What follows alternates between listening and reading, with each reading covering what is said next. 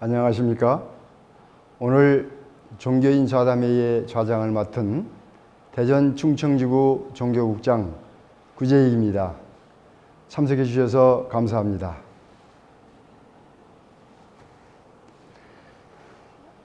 오늘 주제의 말씀은 코로나19 시대에 종교인은 어떻게 살아나야 하나라는 주제를 갖고 함께 대화를 나누고자 합니다.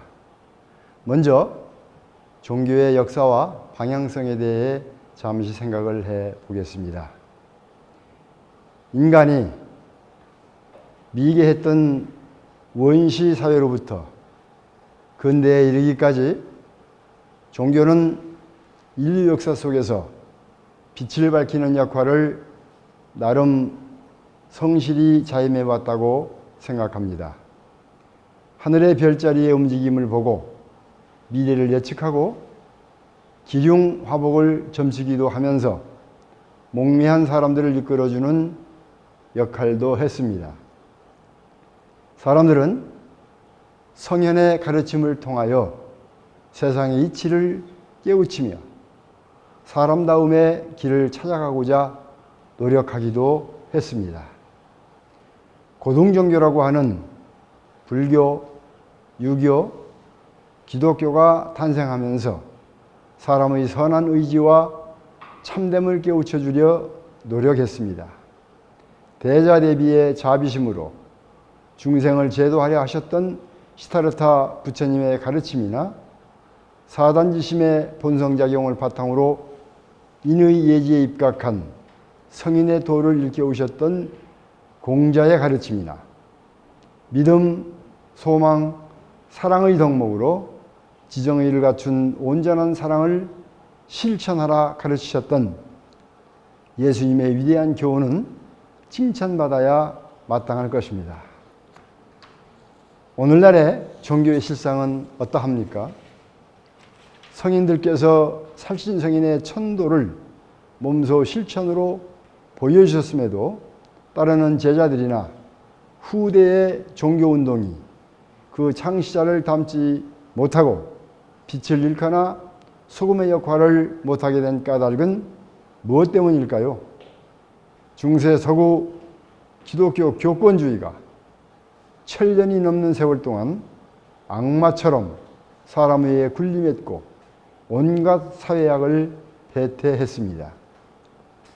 오늘날에도 종교는 거대한 공룡처럼 몸집을 불리고 힘을 과시하고 있지만 실제로 질시의 대상이 되거나 경멸의 대상으로 전락될 위기에 처했다고 봅니다.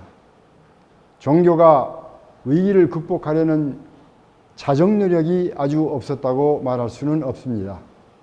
토마스 모와 같은 순교자들의 희생과 수도승들의 노력에 의해 교회의 변화를 만들어내기도 했지만 세속의 권력에 압도당한 교회는 무력하기 짝이 없는 모습이었습니다. 마르틴 루터의 종교개혁운동이 커다란 성과를 만들어내기도 했지만 이후 역사를 거쳐오는 동안 개신교 역시 과거의 가톨릭교회 못지않은 심각성에 노출된 실정입니다. 현재의 제도권 교회는 개혁이 사실상 불가능에 가깝습니다. 종교법의 조문이나 규칙은 거의 신성시되어 있어서 그것을 바꾸는 것은 백년 하청이랄 수밖에 없기 때문입니다. 이것은 기독교만의 문제가 아니라 기존의 모든 종교는 의례적이거나 낡은 기복신앙의 틀 속에 갇혀있기 때문에 이미 화석화되었거나 사유화된 이입집단으로 전락한 것입니다. 누군가가 새로운 깃발을 들거나 자기 주장을 한다 해도 잠시 주목을 받을지는 몰라도 지속적인 힘을 발휘하지는 못할 것입니다. 종교가 이제는 오래된 낡은 틀을 완전히 바꿔서 새로운 변화와 희망의 틀이 되도록 해야만 제대로 된 종교로서의 기능을 발휘할 수 있겠습니다. 종교가 지향하는 궁극적인 인간의 모습은 모두가 다 신의 형상을 입은 자 혹은 신성적 가치를 지닌 존재여야 하므로 특별한 사람에게만 부여되는 특권이 아님을 꼭 명심해야 할 것입니다. 미래 사회에서 종교는 인간에게 더 이상 희망을 줄 수 없다라고 한다면 지나친 말일까요? 일평생을 예언자적 삶으로 세계의 정신인명을 주도하셨던 문선명 선생은 미래에 대한 전망으로 단호하게 종교시대의 종언을 말씀하셨습니다. 즉, 더 이상 종교가 없어도 살 수 있는 세상이 된다는 뜻입니다. 문선명 선생께서는 교회를 하나 더 세우는 것이 당신의 사명이 아니라고 분명하게 말씀하셨습니다. 김일성 주석이 평양의 항복판에 좋은 땅을 드릴 테니 훌륭한 교회를 지으시지요 라고 말하자 문선명 선생은 나는 교회를 발전시키는 것이 목적이 아니라 일생 동안 평화로운 세상을 만들기 위해 일해왔습니다. 이왕 좋은 선물을 주신다니 감사히 받아서 평화를 위해 일하는 분들이 활용할 수 있는 평화센터를 건립하겠다라고 화답하셨고 그 약속을 실천하셨습니다. 그렇게 해서 2007년 8월 5일 평양의 아름다운 보통강변에 평화센터가 준공되었습니다. 계몽주의 시대에 볼테르는 종교란 인류의 목매하고 비합리적인 사고에서 나온 것이므로 이성의 개화와 함께 종교, 그 종교는 불필요하고 사라질 것이다 라고 하면서 이성의 힘으로 인류가 미래를 개척해 나갈 수 있다고 주장한 바도 있습니다. 이 또한 신 자체를 부정하는 매우 위험한 발상이며 인간 중심적인 사고인 것입니다. 볼테르가 말한 이성은 지난 400년 동안 어디서 낮잠만 자고 있었는지 인간의 신성을 회복해야만이 이성도 정상적으로 작동이 가능한 것이기 때문에 우리는 신성적 인간을 회복해야만이 진정한 인격체가 될 수 있다고 봅니다. 그렇다면 코로나 이후의 종교인의 모습은 어찌해야 되겠습니까? 이제 코로나 이후 시대의 관심의 대상은 종교가 아니라 종교인으로 옮겨진다고 봅니다.